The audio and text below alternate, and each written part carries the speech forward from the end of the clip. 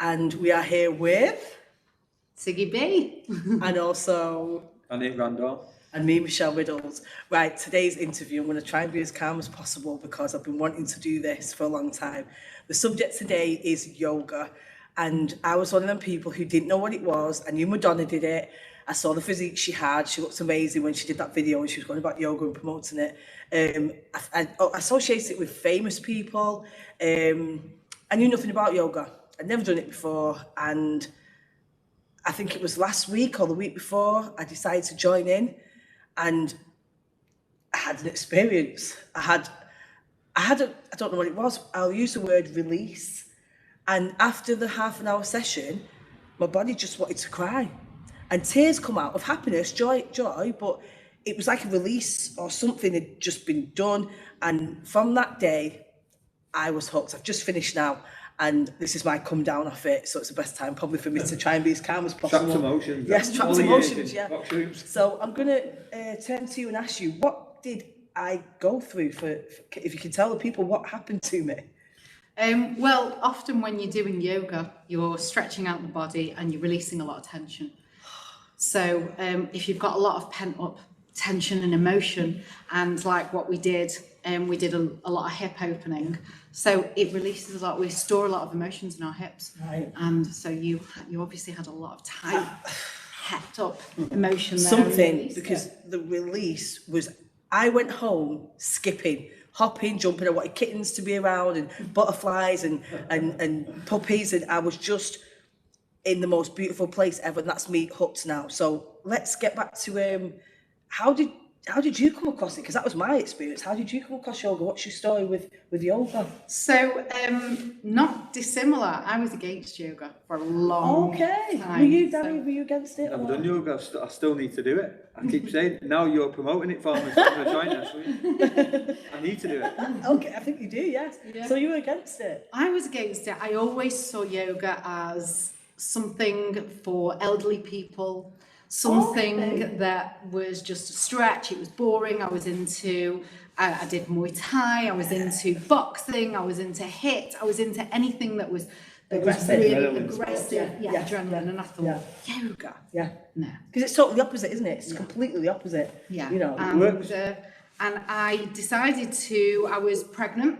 Right, okay. And I decided to give it a go with my second child, and I gave it a go, and it really relaxed me. Whilst you were pregnant? Whilst I was pregnant, okay, I started doing it. Yeah. Oh, I didn't know that. I did not know that. And then I really enjoyed it, and then it helped me with my labour.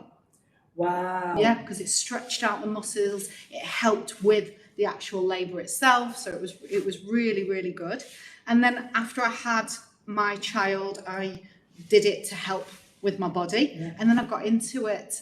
I met somebody who taught me a different side of yoga. There's different elements, isn't there? There's so many different parts. There's so many different lineages to yoga, and I realised it's not what I thought it was. Yes, there are. The beauty about yoga is it's for absolutely everybody. It's for old, it's for young, it's for every age. It's for people who are pregnant, it's for people who have injuries. Athletes. Because, it's for athletes. You know, and the biggest joke is when somebody turns around and says, I can't do yoga, I'm not flexible, because they're ideal candidates for it, because it's all about opening up the body. Yeah. So, I mean, yoga means different things for different people. So, like, to me, it's all about balance. It's about balancing, the left hemisphere of the brain to the right hemisphere of the brain, the left side of the body to the right. And it's all about increasing awareness in your body. I mean, I've never done a sport that's taught me more about my own body. Yes, and I will definitely agree with that. I definitely have one side stronger than the other, and I only realised when I was doing certain poses, I didn't know, because at one side I was like, I could do that. The other side I would absolutely struggle on certain parts of the yoga session. And it did teach me something. One side is stronger than the other. I want them both to be the same. So I'm going to carry on. Definitely. Danny, you need to do yoga. I'll do it next week. I've said that for 2 weeks. Since Michelle cried, I've known Michelle a long time. I've never seen her cry in 10 years. So she's promoted it for me massively. So I'm going to give it a go, but I don't want to cry. But also it's scary, because if you look at the poses and the things that I've seen and experienced, it is, you don't normally we sat like this, aren't we? There was a pose you did today where, I think, did you call it a chair? Was it a chair pose? Chair pose. It was a chair pose where it's like you kind of, I'm I'm good not at going to that. try and do it because I wasn't very good on it, but it was a chair pose. But we're sat here now in a normal sitting position, but then what we did today was a chair pose, but there's no chair. So you've got to hold yourself and squeeze in the glutes, I know what you're saying. It's one of those poses that it's actually a really hard pose to do, and it's the one that most people hate doing. Okay. Because it involves a little bit of a back bend. It involves working your whole body and holding it. Yeah. And it's hard. It was hard. It was, but even though it was hard, I feel good. That's something I must say. You know, you mentioned about Thai boxing, HIIT classes. Well, I find that when you've done one of them classes, you're exhausted from pushing yourself, right, in a different way to how I was exhausted after doing a session with you.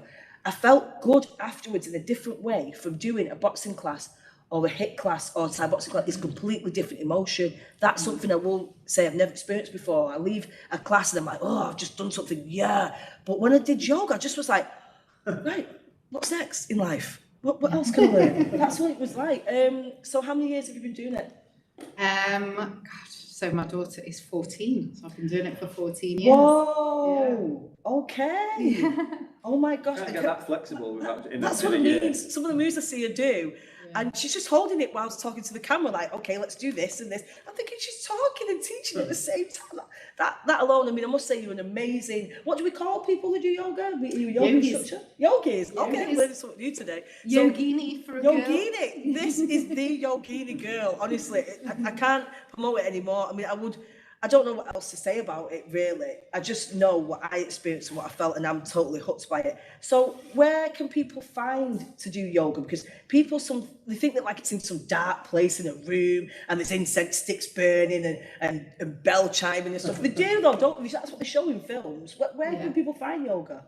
Well, yoga has become absolutely huge. So it was brought to the West in the late 1940s. So it's actually not, it's been practiced for over 5,000 years. But it was only brought to the West world in the late 1940s.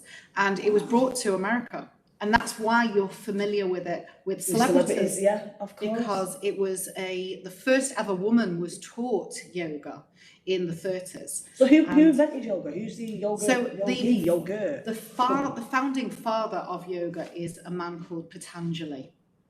Okay, he lived 2,500 years ago. He wrote a very famous and old script called the Yoga Sutras, and they consist in how to live a purposeful and meaningful life. And all about scripts or something, or like in Sanskrit. Yeah. Wow, this is so. It came from India, and but they do believe that it was practiced more than 5,000 years ago. Wow. And then the modern father of yoga is a man called Krishnamacharya. Okay. And he is a lot less famous than the people he taught, which is people like Patabi Joyce, who created Ashtanga yoga that you might have heard of, and BKS Iyengar, which is Iyengar yoga. A lot of lineages came out of yoga, and lineages are the different styles of yoga. Okay. And you've got things, so for instance, Iyengar yoga is taking yourself into positions using different props to enable you to get into each position a lot more purposefully. So, for instance, we've got some props. We've got some props, guys. We've got some props. So, we've got something, this is called a strap. So, if I demonstrate what you can do is you would be, let me just take my coat off. This is interesting. Anyone that's watching this, I swear, this is the most interesting ever. My mind is going, this is so cool. Okay. So this is called a Dandasana pose, a staff pose. So your feet are flexed, your legs are together, you're grounding down through the sitting bones. You're not just sitting there, are you, for people who are watching? No, you are engaging your legs. You're pulling the toes towards you, you're stretching through the hamstrings, you're working the inner thighs. Wow. Then taking the body forward into what's called a Pashimotonasana Pose, where you would reach the hands to the soles of the feet. I can't. That's again with boxers, a lot of sprinters as well. Our hamstrings are so strong. I can touch my toes, but I can't go forward. Because we're in the gym that much, this is what we neglect. Yeah. So, Yeah, definitely. And then what we would do is you would take a strap and you would wrap it round your feet. And then the beauty of it is, so what a big mistake that a lot of people will do is they'll fold like that, and then they bend their back, and they're not actually, they're not benefiting from what you're supposed to do. Okay. So by using the strap, you're able to hold on, you push your chest forward and your shoulders back, so as you can see, the back is nice and straight, and you're getting a nice stretch into your lower back area. And then you can, and then you're going to hold on to the strap and you're going to bend the elbows. So, come and have a go. Let's have a go. Sit down. So first of all, bear with me, guys. Get into the pose first. Okay. So normally, like you said, I would be like this. Yeah. Look at my spine. Look at the state of that. Yeah. What is going on? So now we're going to take the strap, bring your feet together. I can't even bring my feet together. I'm going to have to go.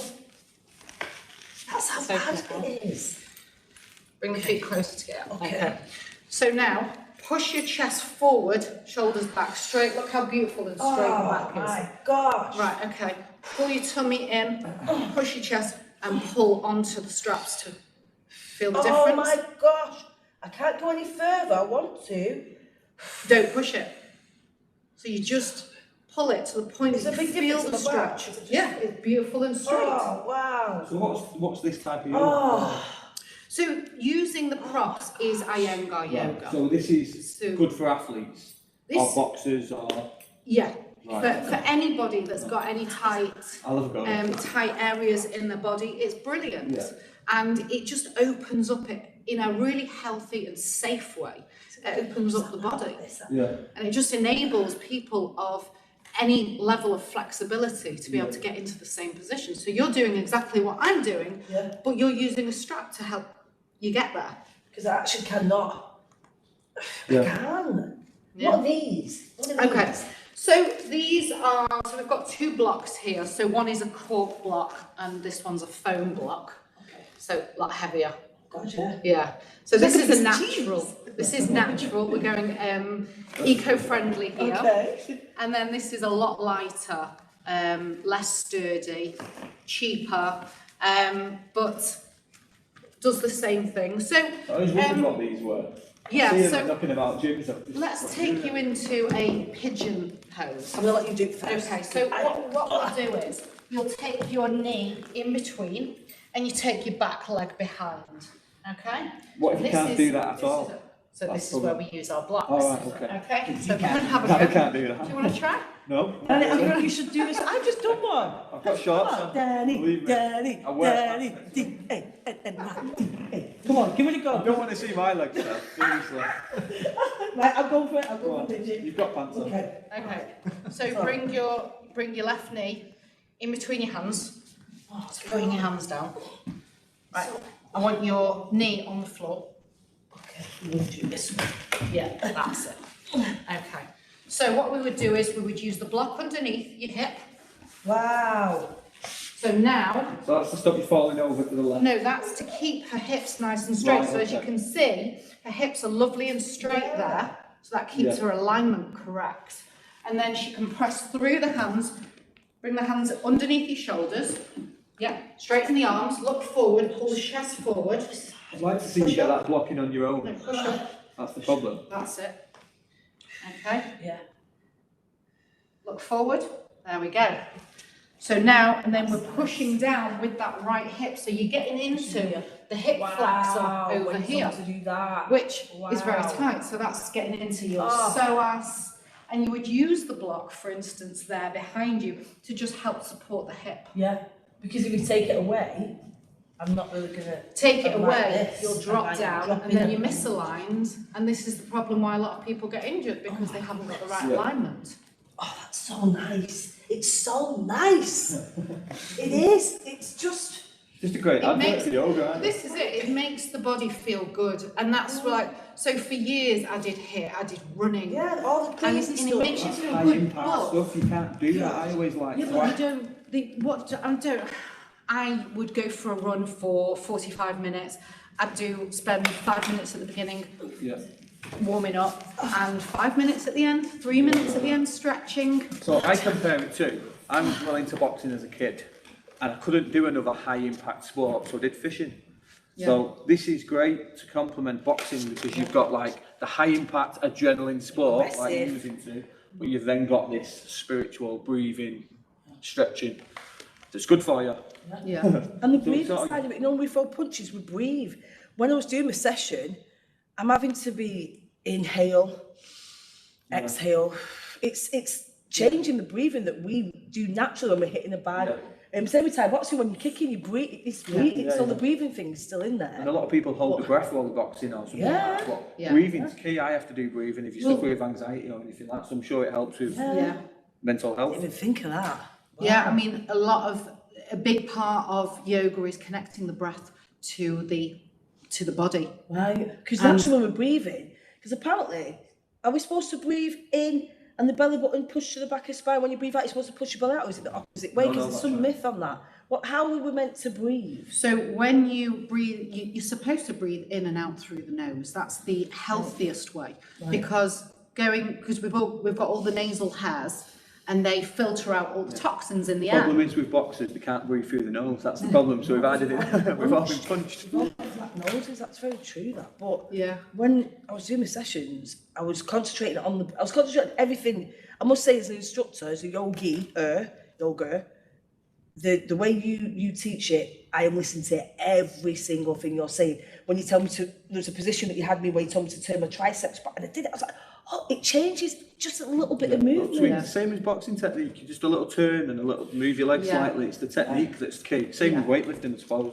Yeah, it's something else. So, can you name the top 3 types of yoga that are most common? I'd say Jivamukti yoga, created by 2 Americans. That seems to be a very, very popular yoga lineage at the moment. That is more about, so it involves a lot of mantras, where and chanting. It also involves quite a lot of dharma talks. Struggle with in a boxing gym with a lot of lads chanting. Which one most complements boxing? What do you think? For me, well, I would say vinyasa yoga. What I teach, because vinyasa is it basically means it's a flowing. It's more of a movement meditation, so you're still focusing on the breath, but you've got a lot of freedom to be able to move it in different directions. Ashtanga yoga has a different series. It has the same beginning and the same end, but it's very strict on what you do in each section. Whereas vinyasa has the freedom to be able to move around. And I think that it can be very, very tough, and it can be really, really hard, depending on the level and what you're after. So a lot of boxers suffer, obviously, they're doing a lot of punching forward so they're around the shoulder. Didn't you say that because it uses the back a little bit and the pulling rather to realign everything in balance? So you will find that hard. I did. Because we're doing this constantly and leaning in. The thing is behind, there was a move that she wanted me to do today. And look, even when I'm doing this, the things that we've gone through is scary, what we've put our bodies through. Yeah, so boxing is, you're all about making your the back part of your body longer and bigger and wider, and the front part gets smaller and tighter. So anything that involves opening the chest out. When we sit, you've shortened the muscles, so it's about opening up that body. And that's what leads to injury, I suppose, when you're overworking the same muscles, punching forward. So at the moment, your back body isn't aligned with the front. You're out of balance. Yeah. And I don't want to be out of balance in anything. Oh, no. I mean, so 14 years you've been doing it. Are you going to keep on? Is this you, or are you looking to find other ways? Like you said, there's different types of yoga. Are you happy with this one you're doing, or are you wanting to expand into other ones? How's it going? I practice all different types of yoga, and I think I just love the variety. My favourite is vinyasa, and I love Ashtanga as well, but restorative yoga is phenomenal, yin yang. It's yin yoga is amazing. Iyengar yoga, using all the props. She's going to live till she's 120. That's what I was just going to say. What is the future for this lady? What is the future for yoga? Because the stuff that I could speak to for hours and hours and hours, because this is, I didn't know all this stuff. I knew there was the yoga that I do with you, Yeah. and hot stone yoga, something. I heard of that. That's it. All this other stuff is just new to me. So Patanjali, who was the founding father of yoga, he created, he designed the 8 limbs of yoga. So if you've ever seen the mythical character of the person with 8 arms, yeah, okay, so they are the 8 limbs of yoga. which is similar to we say the 8 limbs in Thai boxing. Well, we say the 9 limbs because you used to use a head. So Right. I don't know if there's a link there, but I know exactly what you're talking about. There's a there. spiritual side to Thai boxing. There's probably a link somewhere. Yeah. There's a lot of sure, ancient sports or Yeah. techniques. So you've got the 8 limbs. Number 1 is the yamas and niyamas. And this, Patanjali wrote this as a way to, there are 8 steps on how to live a most purposeful and meaningful life. And the first one is yamas, how we treat other people. Yeah. Niyamas, how we look after ourselves, how we look after our bodies, how we look after our minds. The third one is asana, which is actually the physical practice of yoga. Everyone thinks yoga, the physical practice. It's only one of 8.